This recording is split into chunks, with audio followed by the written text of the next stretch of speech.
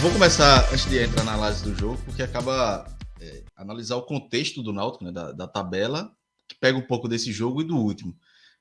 Acho que se eu pudesse conversar com o Roberto hoje, indicaria para ele, não sei, procurar um padre, um pastor, a religião que ele tiver, para tentar uma bênção aí, porque assim, se a gente pegar os últimos 2 jogos do Náutico, o Náutico poderia ter vencido, mas por situações externas ou internas, ou na verdade não situações externas, mas situações que fogem ao controle dele, o Náutico não venceu. E aí o Náutico hoje, o empate, no contexto da partida, é bom, porque teve um jogador expulso, tudo mais, apesar de ter tido perdido um pênalti, mas tira o Náutico da zona de rebaixamento. Né? O Náutico está em 16º, com a mesma pontuação do CSE, que é o 17º, 15 pontos. Só que aí, se você fizer uma projeção dos pontos perdidos desses 2 jogos, o Náutico poderia, se não tivesse o pênalti de Pedro Vitor, e se Pedro Vitor tivesse feito o gol de pênalti e o Náutico vencido, e aí tá o jogador aí que foi foco aí dos 2 últimos jogos, o Náutico hoje teria 19 pontos, e aí estaria, no mínimo, ali, não colocado. Mas o Criciúma teria um ponto a menos, né? Que não venceria, o Tombense 19 também. Ou seja, o Náutico teria pontuação de sexto, mas por causa do saldo de gols, estaria em nono.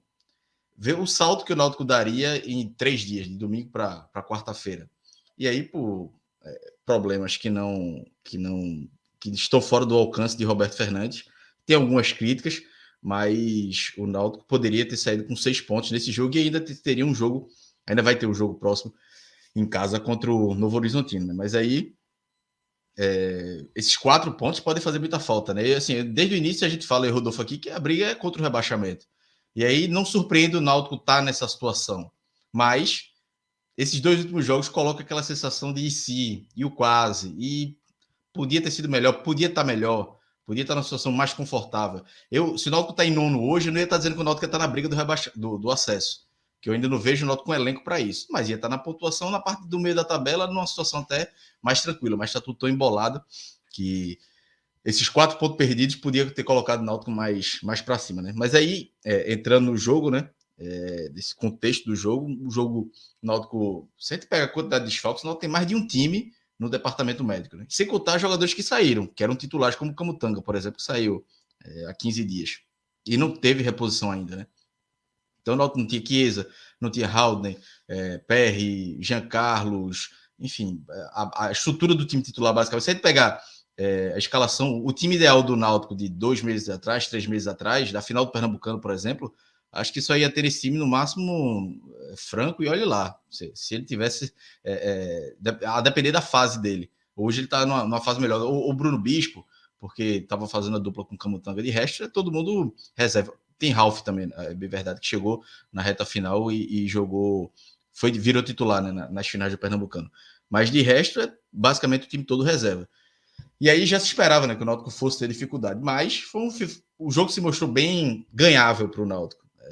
Não sei nem se essa palavra existe, mas o jogo, houve uma porta ali para o Náutico vencer. O jogo com a chuva. Ganhável. E com a chuva, o gramado não estava bom, tinha umas partes encharcadas.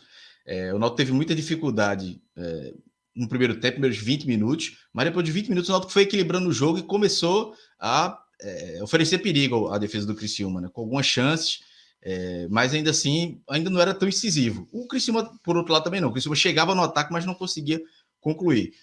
O Criciúma consegue abrir o placar, mais ou menos na metade do primeiro tempo, numa bola parada, porque aí era o que se esperava num jogo como esse, né? O gramado pesado, encharcado com algumas poças, e 2 times ali com essa dificuldade, teria que ser na bola parada. E aí um cruzamento na área, a defesa do Náutico deu uma vacilada e Léo Costa fez um gol de cabeça ali, no canto de Renan. Renan, que fez seu segundo jogo como profissional do Náutico, não teve culpa no gol, apesar de ter mostrado nervosismo em alguns lances, mas não teve culpa nenhuma no gol. O Criciúma fez 1-0, Náutico sentiu um pouco o gol, ficou mais retraído, errando passes, enfim, muito perdido em campo. Mas aí vem os últimos minutos do primeiro tempo que poderiam ter mudado a história do jogo, né? O Náutico tem uma chance com o Amarildo, uma chance clara de gol. O Amarildo, camisa 9 do Náutico, ele pega uma bola do lado da marca do pênalti, chuta, uma boa defesa do goleiro, mas em cima dele, assim, mais ou menos, né? A bola vai no meio do gol e o goleiro espalma para escanteio. E aí, na sequência do lance, Giovani cobra escanteio, a bola volta, ele chuta e a bola sobra para Bruno Bispo fazer o gol. E aí Bruno Bispo faz o que Amarildo não fez, né? Finalizou bem. Bruno Bispo meio sem ângulo, mas a bola em cima dele, sem tempo para pensar, para ajeitar a bola direito, chutou, pegou bonito da bola, fez 1-1. Isso com 44. 3, 4 minutos depois, tem um pênalti para o Náutico, um pênalti claro em cima de Franco. E aí o Náutico podia ter ido para o intervalo com a vantagem, né? Um pênalti claro. Em cima de Franco, não, foi em cima de Pedro Vitor. Aqueles pênalti besta, né? Pedro Vitor ia saindo da área, o zagueiro dá uma chegada nele, derruba, não tinha nem perigo de gol. Aí pênalti não tem o que discutir. Aí Pedro Vitor, eu até pensei que ele tinha mudado o estilo de bater, mas ele não mudou. Ele bateu, por exemplo, igual, parecido com o que ele bateu no jogo contra o Retrô na final, no mesmo canto, inclusive. Só que dessa vez ele telegrafou demais e bateu um pouco mais pro meio. Bateu mal. E aí o goleiro do Criciúma pegou. E aí o Náutico sai de uma euforia pelo empate, porque o Náutico iria pro intervalo com empate. Na hora que o Náutico empata o jogo, faz 1-1, pô, todo mundo, pô, ainda bem, empatou agora, vai reorganizar para o segundo tempo. Aí tem um pênalti, aí a euforia se transforma em frustração. E muda o contexto do jogo para o Náutico, em questão de minutos, de 3, 4 minutos. Porque o Náutico tava. O empate era muito bom, depois o empate ficou ruim pelo pênalti perdido. E aí volta para o segundo tempo, o Criciúma voltou um pouco mais ofensivo, tentando.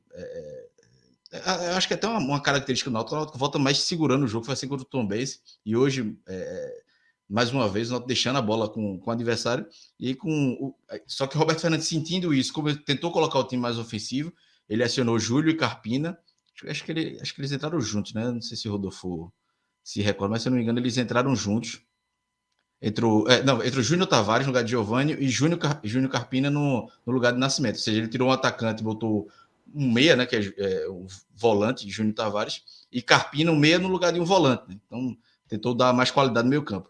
Só que 2 minutos depois o Náutico fica com -1. Uma expulsão besta de João Paulo. Um lance dividido, assim, que uma bola não tinha perigo nenhum, foi quase no meio campo. Ele chega e deixa o cotovelo no rosto do jogador do Criciúma. Pode ter gente que pode dizer que não expulsaria. Assim, ele correu o risco, assumiu a responsabilidade e acabou sendo expulso. E teve até um lance antes também que eu achei que podia ter sido expulso um jogador do Criciúma, numa tesoura por trás, que o juiz deu só amarelo. Que eu acho que a tesoura, da forma que foi, por trás e sem pegar na bola, poderia ter sido vermelho, mas nem o VAR chamou e aí ficou a decisão do árbitro do campo para dar amarelo. Mas aí eu noto com 17 minutos, campo encharcado, -1, logo após Roberto Fernandes ter feito modificações para tentar deixar o time ofensivo, aí o jogo virou completamente. O Criciúma ficou, foi para cima, ficou pressionando, não criou tantas chances assim, Renan fez poucas defesas, porque isso o Náutico, e aí é um ponto positivo de Roberto Fernandes, o Náutico está conseguindo se defender um pouco melhor em alguns momentos. Até é curioso que nos 2 jogos com -1, o Náutico conseguiu proteger bem a área. Acontece isso mais do que quando o Náutico está com 11. Mas ainda assim, tem os erros individuais, né? E hoje os 3 zagueiros do Náutico sofreram demais com o Caio Dantas que a gente conhece demais. Caio Dantas conseguiu ganhar praticamente todas as bolas, que ele dominava, ou ele sofria falta, ele ganhava. Então ele passava pelos zagueiros. Uma das últimas bolas ainda do jogo, ele virou e chutou mal para fora, mas foi um lance perigoso para o Criciúma. Mas do resto foi o jogo, o Criciúma tentando atacar, o Náutico chegou algumas vezes, teve até uma falta próxima da área no contra-ataque, né, que Júlio arrancou e foi derrubado na entrada da área. Tinha Carpina e Júnior Tavares para bater. Era até mais para Carpina, né, que a falta foi mais para o lado esquerdo, então para quem é destro bater melhor, mas Júnior Tavares bateu mal, batendo barreira. Depois teve uma outra falta, que era a bola jogada na área, Júnior Tavares mandando na mão do goleiro. Enfim, só que dessa vez não dá nem para questionar a questão de batedor de falta, porque não estava Jean Carlos em campo. Né? Mas talvez se Carpina tivesse imposto ali, pedido para bater, alguma das duas faltas poderia ter sido melhor do que a de Júnior Tavares. Mas assim, o Náutico também não criou uma grande chance para vencer, e até não era muito esperado porque estava com -1.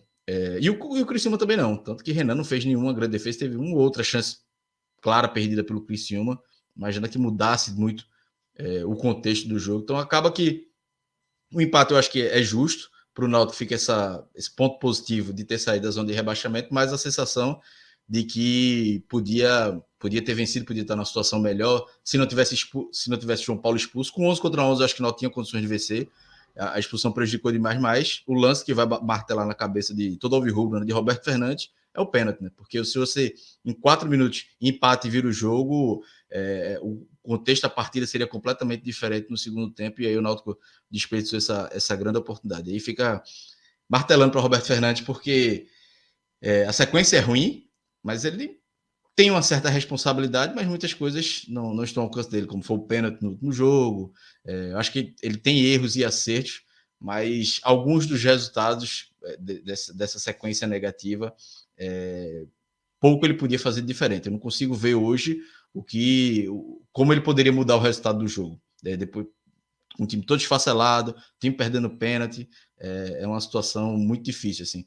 Por mais que o futebol seja dependente do resultado, mas se eu não vejo hoje um diretor do Náutico chegando para, vamos derrubar o Roberto, vamos tirar o Roberto. Por quê? Tem a sequência de resultados, ok, mas ele tem desfalques, teve pênalti perdido, pênalti no último lance do outro jogo e por aí vai. Então, é uma balança aí que ainda está sendo favorável para ele nesse contexto, mas que o Náutico precisa reagir, porque também não dá para toda hora ficar esperando, contando com problemas de fora ou durante o jogo, porque o Náutico precisa reagir, o Náutico precisa sair não sair da zona de rebaixamento, mas sair de perto da zona de rebaixamento hoje.